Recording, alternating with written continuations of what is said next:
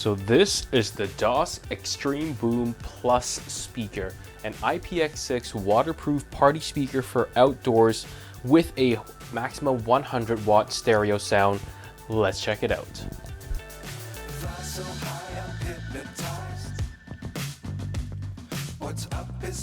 So let's take a look at the specifications of the speaker before we keep going here.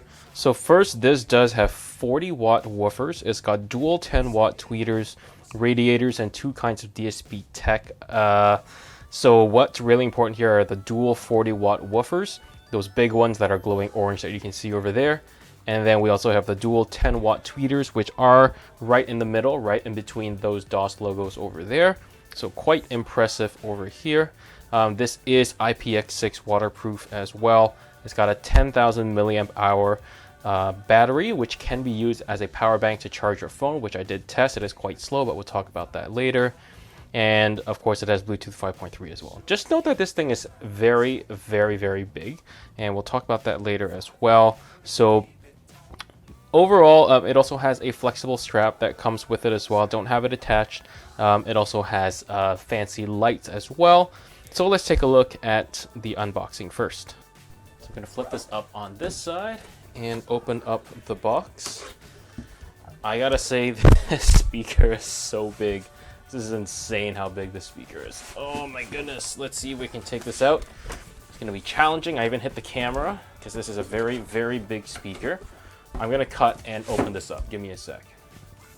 Let's take out the protective covers from the speaker here. 1, 2, and we'll unwrap this as well. It's going to take a while. And let's go for the reveal. That extremely large. This thing is massive. Oh my goodness. All right, let's take a look at this.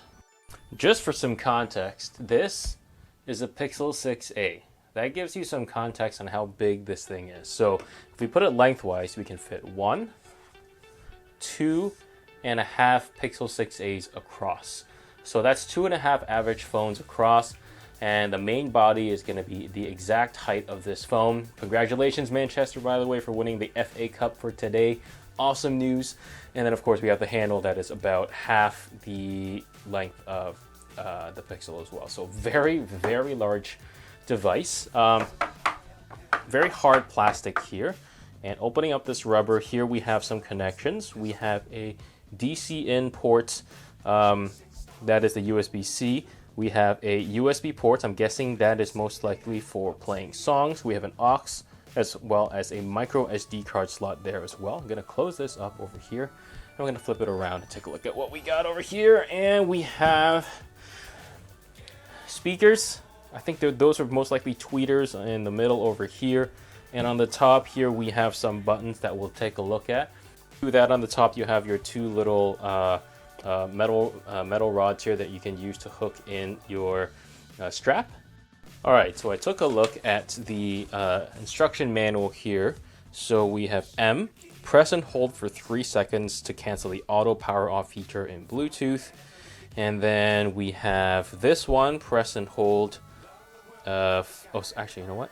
This one and this one is a combination. You press and hold these two to cancel the auto power off feature, which is going to be useful because I need that actually. You press and hold these two, and that restores factory settings. You press and hold these two, and it checks the version ID. I'm going to go over some of the functions here. So this button over here, M. So this button is actually a memory button that allows you to switch between, modes. That allows you to switch between different modes. I'll be honest, I cannot really hear much of a difference between the modes, right? You're supposed to press this button once and it switches modes. So I did, and you can hear a very, very slight difference, but not really much difference over here. Now, most Bluetooth speakers, if not all, have an auto shut-off function as well. So if it's been playing for a while or it hasn't been playing for a while as well, it will shut off after a certain amount of time. You can actually turn this off, and that's one of the reasons why I even accepted reviewing this, because you can actually hold these two buttons down, and the M and the power button, and this will actually turn off the auto shut off feature, which is very, very useful, something you don't get in all speakers. This button here is the TWS button, True Wireless Stereo button, and I didn't get much use out of this. I suspect you won't as well, but I'll just describe what this button does. If you press this button down, it will enter into true wireless stereo pairing, which means you can actually pair another speaker so that you can put two speakers side by side and then have it be a true wireless stereo. Again, you'll ideally have another speaker that's identical to this one, so it's not super distorted, which will require you to buy two of these in order to have proper true wireless stereo. The other one is you can actually hold this button down and you can actually enter party sync mode. And in this case, you can sync with a bunch of other speakers and play the same song so that you can have a party and everything like that. Again, probably not much use case for this for you, but again, it's there as well. This button over here is for the light. You can just press it and it turns on and off, for example, like this. And you can switch between different light modes by pressing this button once as well. You can actually press and hold 3 for 3 seconds and then it will stay a solid color. It's not, which is, oh yes, it is, because it's blue now and it's not changing. So I'm gonna press it again and there we go. Now it's changed back and you can see that you can get some different color effects as well. These buttons here are self-explanatory. That's play and pause, and that's volume button as well. So this is IPX6, which means that you can splash water on it. It's perfect for the beach. It's not waterproof, so don't throw it inside the ocean. And this rubber grommet here serves as a cover for all of the plugs that you'll get here. You can see that there's the power, which is a USB-C port. You also see that you have a USB port for inputting a USB file, a 3.5mm jack, as well as a micro SD card as well. Alright, so a lot of music is getting copyrighted on YouTube, even though they previously weren't, but this one I know for sure is still not copyrighted as of yet. So we're just going to hit play on the Crab Rave and listen to it. Let's skip over to where there's some heavy bass here.